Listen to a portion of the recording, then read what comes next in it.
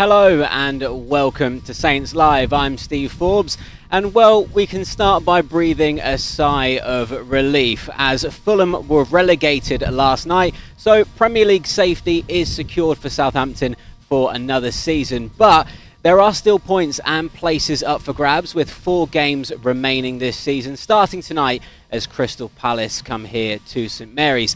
Now, joining me for all the pre-match chat, we have former Saints captain Dean Hammond and lead soccer writer for NBC Sport, Joe Prince. Right, chaps, I hope you're well and are ready as we head into the final furlong of the season. Are you doing all right? Very well, Steve. Very well, mate. Good to see you again. Are you too? Doing good. I'm happy that Saints have survived, Steve. It was getting a little bit edgy there, so I'm happy that safety is secure. Exactly, yeah, aren't we all? Right, well, team news will be coming up in around 15 minutes' time, but we do know, as we can see here, that Danny Ings is in contention. He has arrived with the rest of the squad. Ryan Bertrand and Oriol Romeu are those still out with injury, and Takumi Minamino, well, he's available again after being unable to feature against his parent club, Liverpool, last time out. So, Joe, let's come to you first. You're joining us again. What do you think Ralph's going to do tonight?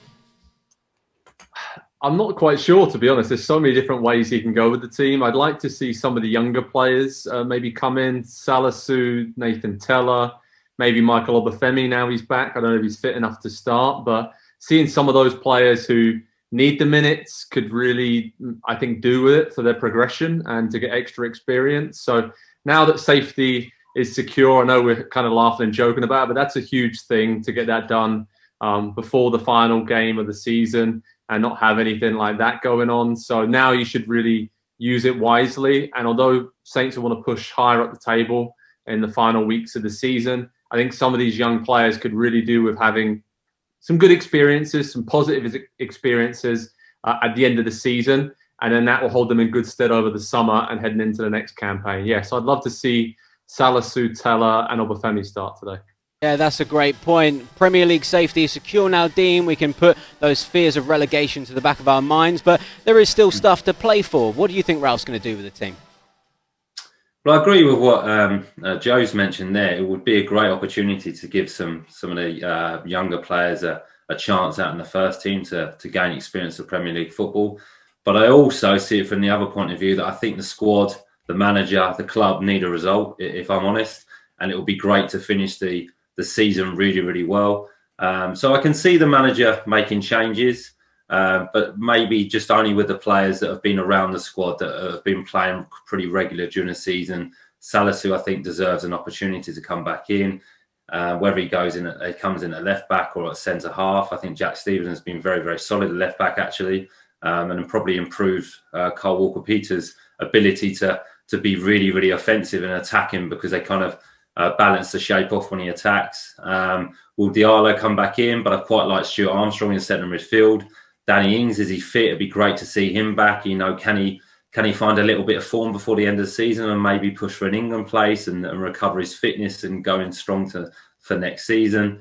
Minamino, would he come back in? You know, he's done okay since he's come to the football club, but he needs more minutes. So the manager's got options, but like Joe said there, I'd like to see Nathan Tella continue to play. I'd like to see him play for the rest of the season now. You know, get 3 or 4 more games, Premier League experience to take into next season with a lot more confidence.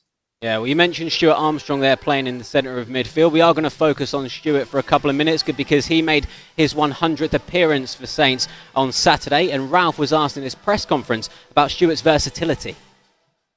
I mean, I think especially the development of Stuart this season was a massive one. He showed his flexibility and sometimes miss him a little bit also up front on the 10 because there he comes more often in a finishing position than on the 6. So in a moment, especially I think his distance is covered in this game with Prowse together. These two guys were really, he was over 12K and Prowse over 13K. I think it was quite good, and also with the ball he showed some good moves, and it's still not everything perfect what his positioning is sometimes, or his work against the ball, his duels around the box can be sometimes more clinical to win balls, but in the end I think it was a good package, and as long as Ori is not out and Ibra in the moment struggling, I think because of Ramadan also, because these guys are in the moment not on 100%. He's a very good alternative, and I'm happy to have him back.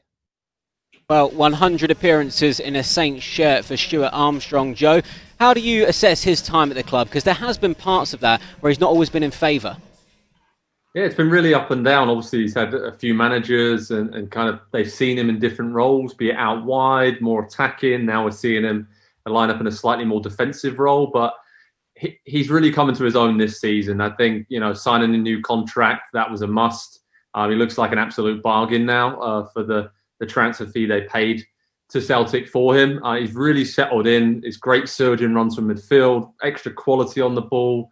And he just gives Saints something a little bit different in the attacking areas with his creativity, passing ability, and that drive, to kind of knit midfield and attack together. So it's been up and down. He's been used in a lot of different roles, but I spoke to him earlier on this season in my role of NBC, and he's such a nice bloke, so level-headed.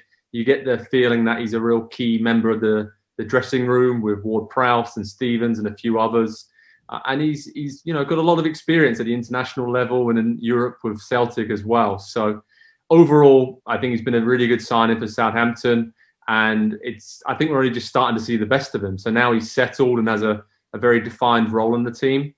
He will go on from strength to strength, and I think he'll get even better. So really, really good season for Stuart Armstrong. He definitely deserved that contract extension. Dean, you previously mentioned about him playing in the centre of midfield alongside James Ward-Prowse. How do you think he's done alongside Prowse, and could that maybe be a long-term role for him at the club? Yeah, he surprised me, if I'm honest. I think he's fitted into that role really, really well. Like Joe mentioned there, his surging runs from midfield, the way he travels with the ball is really, really exciting. And I think he prefers that. I think if he'd asked Stuart, I think he'd prefer to play in the centre of the park, in the centre of the pitch, to influence the game more, to get on the ball more. You think if you watch Stuart play, wherever he's playing, whatever position he does his best work in the centre of the pitch. He's deceivingly quick, really, really good turn of pace. And I've been impressed with his defensive duties as well. He's taken that responsibility on well. And him and Prowse have actually formed a pretty good partnership that's worked really, really well. And when them two have been combining and playing well with each other, Southampton have really good spells in the games that they've partnered. So, no, I've enjoyed watching him playing there. You almost need two Stuart Armstrongs. You need one playing in the centre midfield and you need one playing wide, because I think he's very, very effective in both positions. But it's a great option for the manager. When Diallo's not fit or Oyo Romeo's not fit, you could play Stuart Armstrong in there, or will he keep that position? And I think he's helped James as well. Prowse's performances this season have been really, really consistent. And them two together look like a really good attacking force. Yeah, well, you never know about the future. We could always clone a team of Stuart Armstrongs. We saw Danny Ings turn up with the team, Joe. He's in contention for tonight. But what do you make of his chances going into the Euros? Has he dropped down the pecking order for you? Potentially a little bit. I think obviously he's been unlucky with injuries this season, and the most recent one came at a very bad time for him because, he scored against Burnley, scored against Spurs, was just getting back to his best and sharpness and getting fit again. So I think it's probably a bit of a long shot at this stage, but I would say that he gives England something a little bit different compared to the other forward options. We all know how good Harry Kane is, and he's going to be the starting striker. But when you look at players like Marcus Rashford, even Calvert-Lewin, Rashford obviously plays wide a lot for Manchester United in England, but Calvert-Lewin isn't the most clinical striker. He isn't a player you bring off the bench and guarantee that he's going to score goals, where Danny, if you're in a situation in a tournament where 15, 20 minutes to go, you need a goal, you could see him coming off the bench and just finding those little pockets of space or working off a Harry Kane and playing up top with him.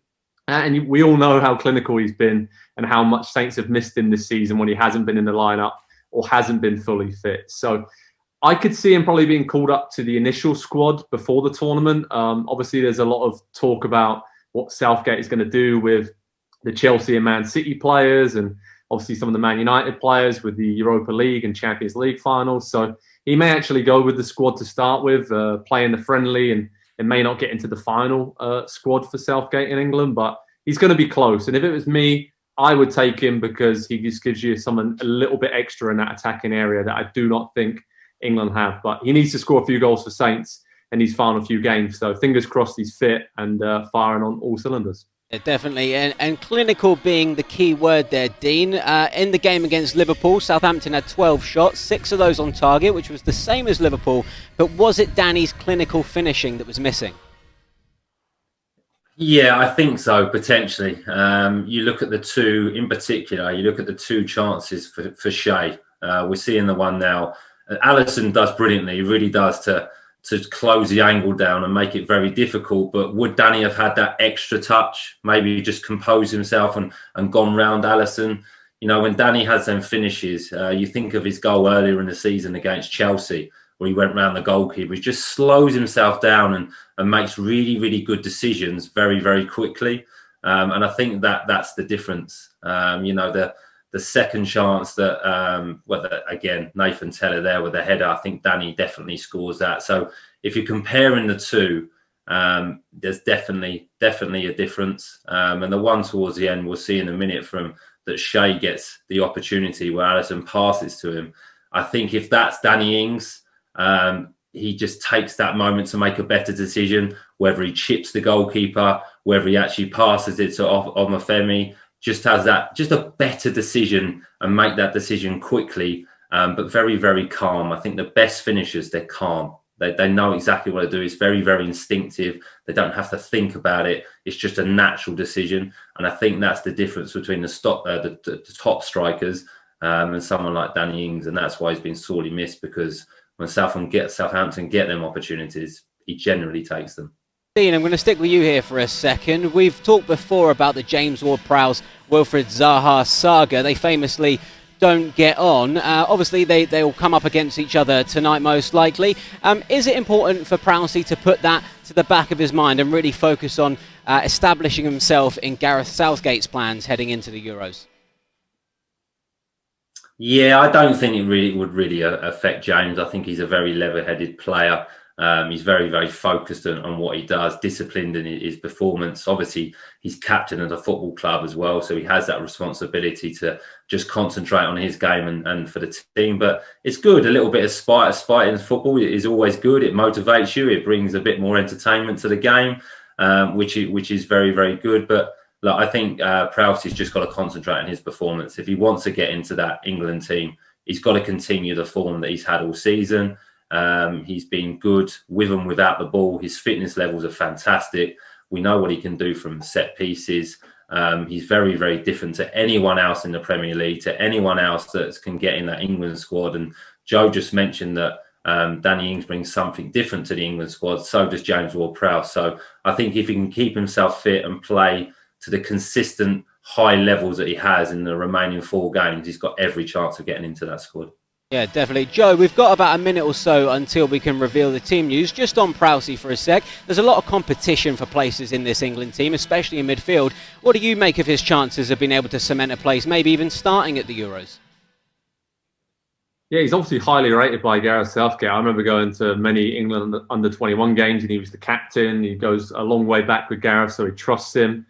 With Jordan Henderson being injured as well, that's a big opportunity there for Ward-Prowse to fill that void.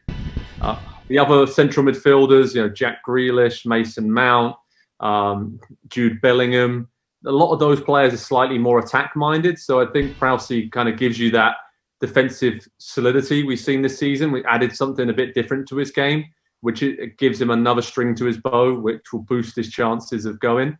So yeah, I agree with Dean. He's one of those players that is unique because of his set-piece ability. And in a tournament situation, you cannot underestimate how important that is to whip in a cross or a corner or have a shot with a free kick in vital moments in those games. So I think he's going to go just because Southgate trusts him and really, wants him in his team. And if he's not starting, I think he'll be one of the first players who will come off a bench in the situation. So I'd love to see him be in this squad because I think he's had a terrific season, been so consistent, and Saints really have relied on him, especially in this second half of the season. I think he's been one of the most confident and sort of reliable performers week in, week out, even if the team, hasn't been performing at its best. Very much so. Well, Joe, perfectly timed because the team news is in. We can reveal that. Starting for Southampton in goal is Fraser Forster. We then have the back four of Carl Walker-Peters, Jan Bednarek, Yannick Vestergaard, and Jack Stevens stays at left back with Ryan Bertrand out. In the middle, it's looking like Stuart Armstrong is going to partner James Ward-Prowse. We then have a return of Takumi Minamino. Nathan Redmond also looking like he'll be playing out wide this time too. And then up front, we do have the returning Danny Ings and then Shay Adams. And on the Saints subs bench, we have got Alex McCarthy, Mohamed Salisu, Ibrahima Diallo, Will Ferry, Musa Gineppo, Theo Walcott, Nathan Teller, Michael Obafemi and Dan Lundalu. Just the two changes for the Saints tonight. Dean, let's come to you first. What do you make of this team? A very, very strong team. I think the manager's gone back to the most experienced players. I think he's gone back to the players that he potentially trusts and he's worked with all season. Disappointed to see Nathan Teller out of the team. I must admit, I think he's been a bright spark and he brings that enthusiasm to the team and a lot of energy. But Minamino will come back in and add that extra bit of quality. He has got that extra bit of quality in that final third. We saw that with his goal against Chelsea. Danny Ings, brilliant to see him back and actually him and Shay Adams playing together again. I think earlier in the season they performed really well together. They were starting to build a really good understanding, a good relationship, and were both scoring pretty freely, whether that was Shay setting up or Danny setting up Shay. So, yeah, a strong team, an attacking team. And I think it's just evidence that the manager's looking at the rest of the season thinking, we could do with some result here. Let's finish the season strong. Let's show that we're a good team. We can play with some freedom now. There's no pressure. We're safe. Let's have 4 games and almost have it like a little mini season. How many points can we get out of the remaining 4 games? So a strong team. A strong team indeed. And Joe, Nathan Teller does make way along with Theo Walcott for Danny Ings and Takumi Minamino. What do you make of this side? As Dean said, it is a pretty strong one. Very strong, and I think it just sends out a message, as Dean said correctly. Let's finish the season strong. Let's have a positive vibe going into the summer months. Let's try and win as many games as we can in the final weeks of the season, which is always the aim, of course. But I think a lot of these players have something to prove here because it's quite clear that the performances in recent months have not been anywhere near good enough. So it's kind of the manager saying, okay, show me what you can do. A lot of the players are now back fit. It's great to see Danny Ings up front, of course, and seeing Minamino again getting another opportunity. So I think a lot of players have something to prove in these final 4 games of the season for Saints because a lot of those players have really gone off the ball. We all know that in the second half of the campaign, but there's injuries. A lot of other factors have come into it. The FA Cup run, of course, we can't overlook at those things, but I am excited to see Shay Adams and Danny Ings up top because, as Dean said, we kind of forget, right? It seems like a very long time ago, but at the start of the season, their partnership was wonderful, and that kind of fed over from Project Restart last summer when that really started to build and get going as a duo up top. So I'm excited to see those two up front again.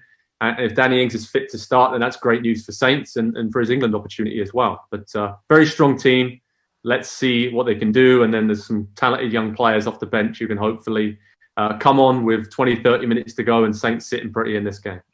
Definitely an exciting competitive team to take on Crystal Palace tonight. Before we move along with the conversation, chaps, I'm just going to get some comments from the fans that have been coming in.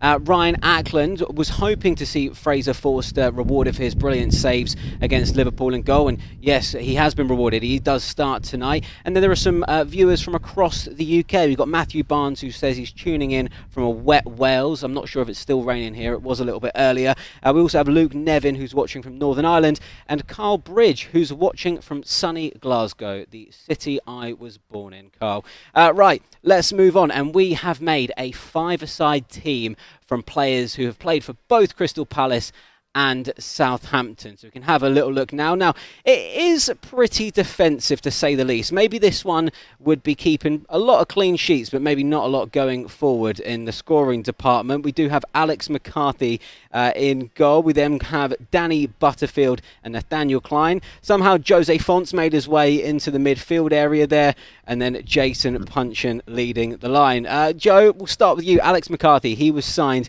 from Palace in 2016 by Claude Puel. What do you remember of his signing, and how have you, or what have you made of his career at Saints so far? Yeah, it was kind of out of left field, to be honest. I think he's one of those goalkeepers at spells and loan spells at Reading and floated around a few different teams, but it was really good backup keeper. Obviously, Fraser Forster was in the ascendancy back then and really the absolute nailed-on first-choice goalkeeper. But we've seen over the last few seasons, Alex, especially in some of those great escapes under Mark Hughes, really come to the fore and was brilliant at the end of that season in particular. Some amazing saves against Swansea, Bournemouth, and a few other games in that run in there. So he's proved his worth. I think he's got a lot better with the ball at his feet. Obviously, the goalkeepers at Saints have been working really hard on that this season. But as a pure shot stopper, he's right up there. I mean, he makes some fantastic saves, got a great reach, a great ability to kind of just wait until the last moment to dive for some of these opportunities. And I think it was, it took him a while to get going. There's a lot of goalkeepers in and around the first team, but over the last few seasons, he's been pretty reliable and pretty solid. And now between him and Fraser Forster, it's kind of the flip of a coin, isn't it? Between who's going to start. And Ralph's already said he's going to rotate the goalkeepers, see who deserves to take on that starting mantle. But a very good sign and very good bit of business. And 5 years now he's been at Saints. So that's a pretty long time. Yeah, definitely. Danny Butterfield, he was a teammate of yours, of course, Dean. How big a presence was he, both on and off the field? Danny was fantastic. I'm going to have to say he's one of the funniest people I've ever met in my life, let alone within football. He's a brilliant character to have around the dressing room. Would always keep you on your toes. Would always be there would be some practical jokes, but very, very witty as well. Very, very funny in a very humorous way. So yeah, great to have around. But he was very knowledgeable about football as well. So he had that side to him where it would be fun. And then he would be there for the younger players, for anyone in the squad that if they wanted to discuss football, loved his football, had a really, really good opinion on everything, and brilliant player as well. Really, really good player. Came into the team, into the squad, and had that competition with Fraser Richardson, and them two, swapping roles now and again. And Ricky Lambert used to love Danny Butterfield because Danny Butterfield would get the ball out with his feet, and his quality of his delivery from fullback was amazing. But again, another leader within the dressing room, and you need that within your dressing room, within the group. You need voices, you need opinions, and Butts was fantastic. He was great fun. I'm smiling as you see because he would just, when it was time to have fun, he was the leader of that. But when it was time to work on the training ground, he worked very, very hard. So yeah, a valuable member and really, really important member of that successful time that we had at Southampton. Well, another right back to play for both Saints and Palace is Nathaniel Klein. Joe, what did you make of his career at Southampton and indeed since leaving Saints? Really good. A brilliant right back, of course, on those teams under Pochettino and then Ronald Koeman. One of the best Saints teams, I think, in a long time. If we look back at that team under Ronald Koeman, those first couple of seasons with the quality and just so consistent. He's playing for England, broke into the national team while he was at Saints, and then got the move to Liverpool. And the first few seasons there, he was a regular as well, but had horrendous luck with injuries. Some of the back problems kept him out for pretty much the last few seasons. So, yeah, his career hasn't gone the way I think we all thought it would have. When he was at Saints, he was still relatively young in the England team. Everyone thought he was going to be the England right back for the next 10 years, but injuries haven't been kind to him, but he's still been in and around the game the last few seasons, and at Palace, of course, and popped up at Bournemouth on loan as well. So still a very good player. I remember at Saints just his ability to, in the final third, he always seemed to make the right decision. He always seemed to pick out a pass or go inside, or if a cross wasn't on, he wouldn't play it. He wouldn't force anything. He always seemed to have a lot of time on the ball. So yeah, a very modern right back and a very, very good career. But I think when he looks back on it, he'll just be a bit disappointed that he's still relatively young now. He was 30 years of age. So he should have a few more years left in the tank. But those injuries have caught up with him. But a really, really good right back and probably right up there with the best in Saints' history in terms of the quality he had. Well, the fourth player in this somewhat ultra-defensive five-a-side team is Jose Font, a player, Dean, I'm sure you've got plenty of memories of. He joined the club about 6 months after you. He also dropped down the divisions to League One, which was maybe a bit of a statement signing at the time. What do you remember of that? Yeah, well, firstly, he'd be very, very happy he's playing midfield in this five-a-side team because he was fancying himself as a midfield player. So, but no, look, Jose was fantastic when he came into the club, and obviously he's a legend at the football club, brilliant to work with, and saw the ambition of the club, to drop down a level and sign for the football club in League One. I think when he signed in January, we were mid-table really, so we weren't putting up any trees in terms of we looked like we were going to get promoted. But came in straight away, really, really good professional, dedicated to his game, worked really, really hard on training, settled into the group really, really quickly and led from the front really, really, really loud on the pitch, brilliant to play in front of in terms of me playing centre midfield and him playing centre half, would always be communicating, giving me instructions, and just a top player. And I can see why he's gone on to have such a good career, to come sign for Southampton in League One, play in the Premier League, take the team into Europe, captain the team, continue the career he's had. He's played all around the world. He's playing in France now. He's captain, is it Lille, I think, or somewhere in France that he's doing particularly well. They're fighting for the championship. So, I mean, a great player. And again, a good guy and just drag people forward. He led by example. If he wanted something done, he'd show you how he wanted it done. Follow me. I'm going to lead by example. So, yeah, a ready-made captain. And we had lots of players, like I mentioned with Danny Butterfield, within the group that led by example. And Jose was just another one of those members. Joe, have you got any memories or good stories about Jose Font? I've got a few, actually. I had the pleasure of sitting down with him at Staplewood one afternoon, and that turned into many, many hours for a piece I was working on for NBC Sports. And he referred to Southampton as England's Monaco and said he loved living in Hampshire and on the coast. And it kind of showed how much he really enjoyed living in the area. And yeah, he had some great stories about growing up in the Sporting Lisbon Academy around the same time as Cristiano Ronaldo. And, some of the stories about how they challenge each other with push-up competitions, and Ronaldo would go out for runs every night and they all knew that he'd go on to greatness. But he was just, like Dean said, when you get to speak with Jose, you just want to play for him or, be on his side because he just inspires you. And he had that foresight of coming down to Southampton in League One because he believed in the project and knew where they'd like to get to. And he was a key part in obviously doing that. So it's great to see his success with Portugal at the Euros and then with Lille now to be captaining them right at the end of his career. And they're on the verge of winning Ligue 1 in France. That's an amazing story. So, yeah, a really nice bloke, just someone who I think brings out the best in everyone around him. And Southampton fans, I'm sure, would love to see him return to the club in some capacity in the future because he played a huge role in their rise up through the leagues. And, some great stories as well. He's definitely someone you'd love to have a chat with and have a glass of wine over with and lots and lots of good stories from Jose Font. Sounds great. And also calling Southampton England's Monaco. That's fantastic. And then up top, we have got Jason Puncheon. Now, he had a bit of a roller coaster career at Saints, shall we say. He did fall out of favour at one stage, but he played a part in Southampton's Premier League return and in their first season back in the top flight. Joe, we're going to stick with you here. What do you remember of Jason's time with the Saints?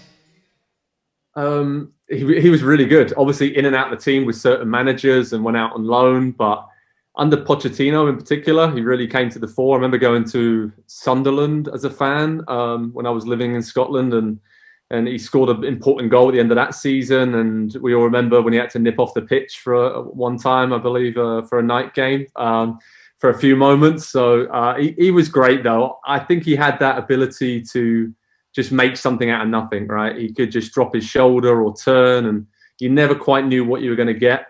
But that was what made him special. And he just gave Saints a little bit of extra creativity in those areas, and along with Lallana and Lambert, and J. Rod was around at that sort of time as well. So they all meshed quite well. So whether he's playing out wide or centrally, Jason Puncham was, a very, very useful player.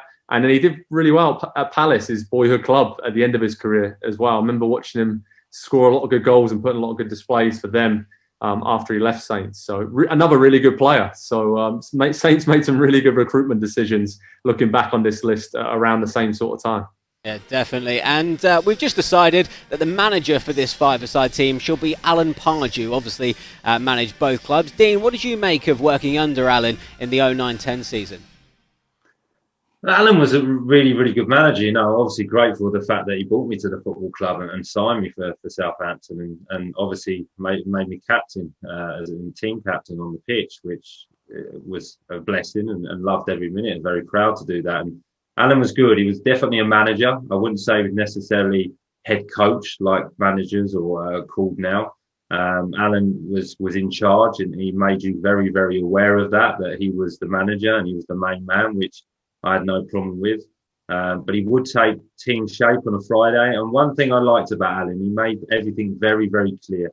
The message was very, very simple to the players, and there was never any doubt in what or how you were going to play, how you were going to be set up, what the approach was for the game. He allowed his coaches to coach and then worked on the finer details. So, yeah, he was good, Alan. I didn't get too much praise off him, but when he did give you some praise and he did give you a nice comment, it meant a lot more, if that makes sense. He was, as a midfield player himself, so he was quite critical of myself and Morgan and expected a lot of us. But I didn't mind that because it motivated me, and I worked even harder in training and tried to impress him. But yeah, he definitely kept me on my toes, I must admit. And there was only a couple of occasions where I got a little well done, nothing over the top, just a well done. But I enjoyed working under Alan. I really, really did. Improve me as a player. And like I say, very, very grateful that he saw something in me and brought me to the football club. We all remember that famous Alan Pardew jig on the touchline. Did he ever pull that out in the dressing room after a win at all, Dean? No, he didn't. He didn't bring the jig out. No. Threw a few cups of teas and a few screams at a few people. But yeah, no dancing, unfortunately.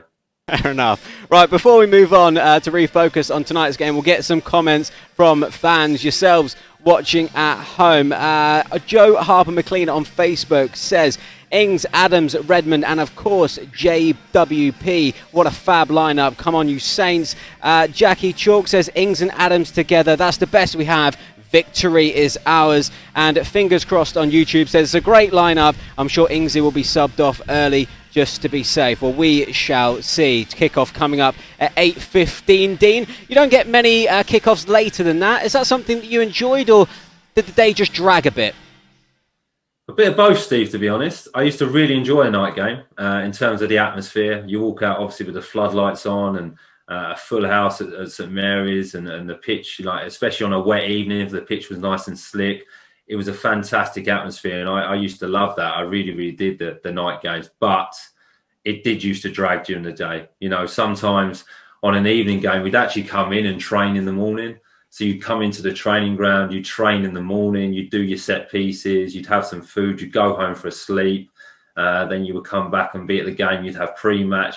You just felt on the build-up to a game, all you did was eat.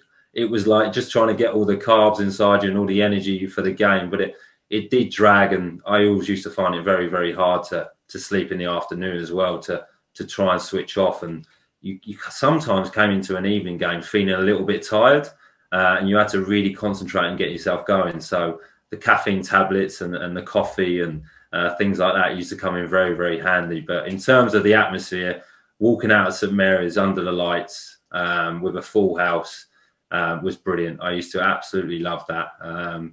But yeah, after the game being so late wasn't so much fun, because you probably won't get to sleep till about 4 a.m, and then I'll be up at 6 o'clock with the kids. So ups and downs, mate. Put it that way. Definitely. Joe, Roy Hodgson. There's a rumour that he may retire at the end of this season when his contract, at Palace expires. Have you had many dealings with Roy, and what do you make of his long-established managerial career? Yeah, had a lot of dealings with him. He's such a nice bloke. I don't think you'll find anyone who says a bad word about Roy Hodgson, to be honest. He's so genuine, loves football. No surprise to me that he's been around the game for as long as he has done.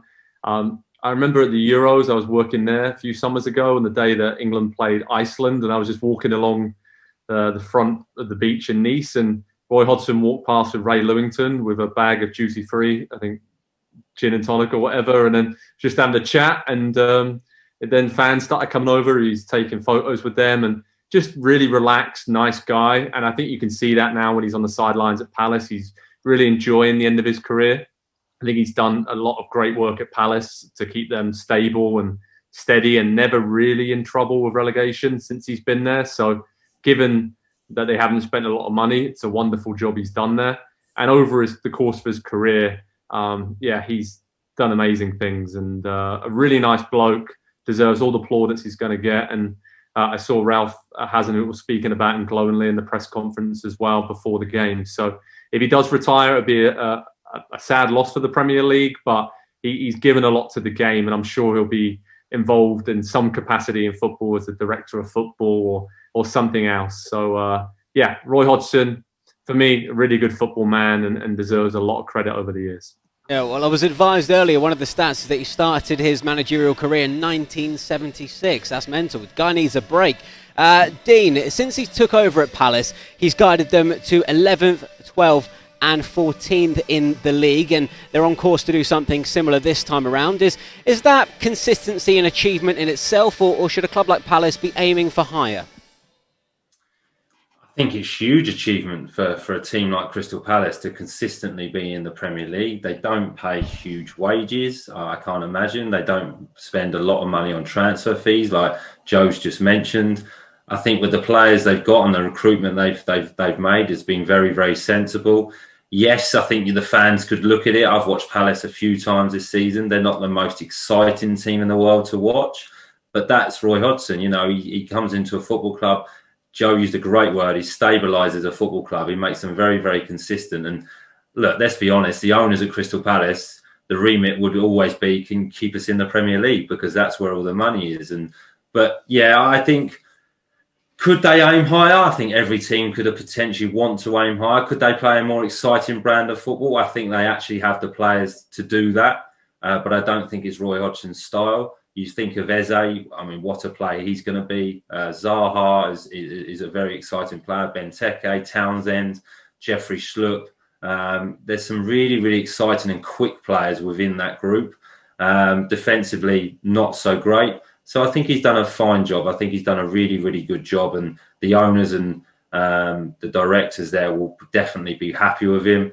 And like Joe mentioned there, it'd be sad to see him retire, because I still think he's got a lot left in him. Managed all around the world, the experience he's got. He still looks like he loves the game. So, no, I don't think you can expect more from Crystal Palace. And you always have to be careful what you wish for, because I think they've tried it before with Frank de Boer. I don't think that quite worked out. Well, Saints lost 1-0 away to Palace on the opening day of the season. Joe, what have you made of the Eagles this term?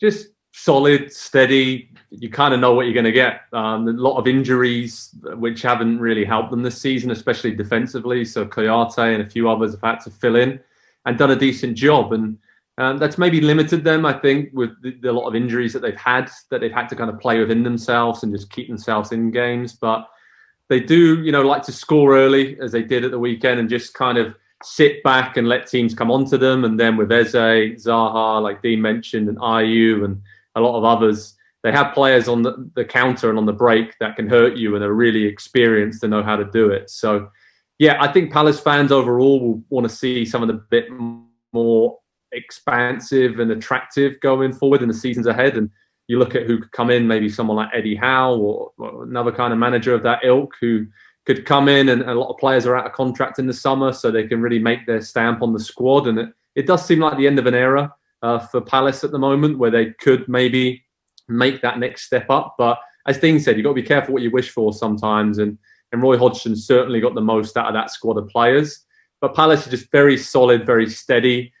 Don't concede a lot, really, apart from that one random game against Liverpool where they got blown out of the water. But we all know that can happen from time to time.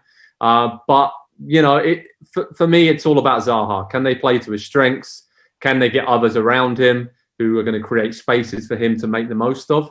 And they're dangerous, but they're very solid and very steady. So Saints, I think, have to be careful that they don't concede early tonight, because otherwise they're just going to come up against a wall of Crystal Palace players for pretty much the rest of the game. So a dangerous and smart team to play against. Well, before we wrap things up and get your score predictions, gentlemen, we'll see what the people watching at home are saying or predicting. We have Donna Storkovic, who says, I have Adams to score first and a 3-1 win. Stephen Townsend says he thinks it's going to be 3-1 also to the Saints tonight. Matthew Barnes a bit more conservative with a 2-2 draw. Dorkboy07 says a 3-1 win. Come on, you Reds. Andy Kenny thinks it's going to be 3-2 to Saints. I think both sides will go for it. And Saint Paris thinks it's going to be 2-0 to Southampton and a Zaha red card as well. So with that being said, Dean, what's your score prediction for tonight? I think it's really, really important that Southampton get the first goal. I think if they can do that, then the game can definitely open up and we might actually get a really entertaining an open game and a good spectacle, really. If Palace get the first goal, like Joe said, they'll become very deep, play to their structure and try and play on the counter-attack with that pace. So I'm going to go for a 2-0 Southampton win with an early goal and a late goal. And yeah, a really, really good open game. But yeah, that would be really, really good to see. All right, well, Joe, Dean's going for a clean sheet and a 2-0 win. What are you saying? I was going to go for a draw, but seeing the lineup and how strong Saints are, I'm going to go for a 2-1 Southampton win. I just think Danny Ings and Shea up top, I should have a lot of firepower there. And Palace, I don't think can really handle that combination play up top. So I'm going to be positive and go for a 2-1 Southampton win, and that will start a flurry of wins at the end of the season. Fingers crossed. Well, thank you so much for joining me this evening, gentlemen. We'll all be back for the final whistle after the game. Just over half an hour to go until kick-off here at St Mary's as Southampton take on Crystal Palace. Just 4 games to go in the Premier League. Enjoy this one and we'll see you afterwards.